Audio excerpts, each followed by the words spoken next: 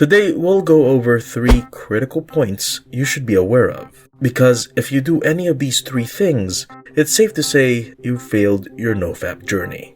Number 1. You are relapsing more frequently than you were a year ago. This one is fairly obvious, but many people are still unaware of it, which is why we need to discuss it. When evaluating your NoFap journey, you should not compare week to week, because that is such a short period of time. If you've been relapsing more than you'd like, you need to look wider and at the bigger picture. Assume, for example, that last year you relapsed every 8th day, but this year your average streak is every 16th day. That is progress. Excellent work. If, on the other hand, you are still relapsing once or twice a week, then you are failing. You are now heading in the wrong direction. Don't get too worked up about it once you realize it. Instead, think about getting some help or changing your approach to your restart so you can get back on course and begin working up those longer streaks again.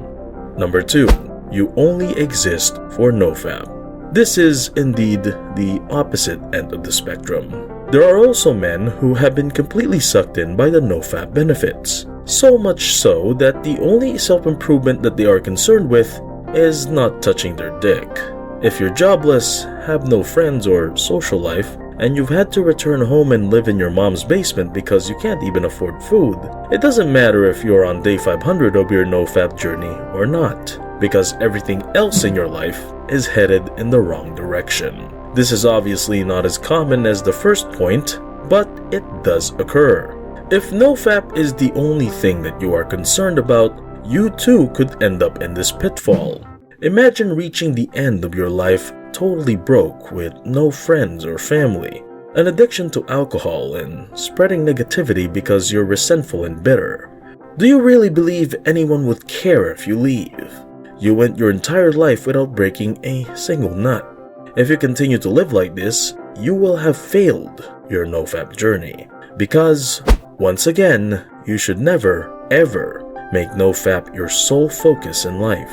NoFap should be used in conjunction with other self-improvement tools.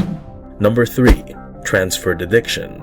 If you begin to be able to go for longer and longer periods of streaks without visiting porn sites, and you're on the verge of quitting, well, that's fantastic.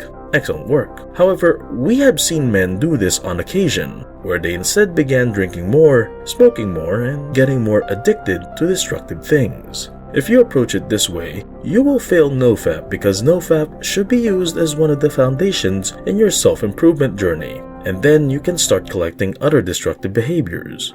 And then you've dropped off the self-improvement wagon. Thanks for watching. If you like our stuff, subscribe for more motivational content. See you in the next video.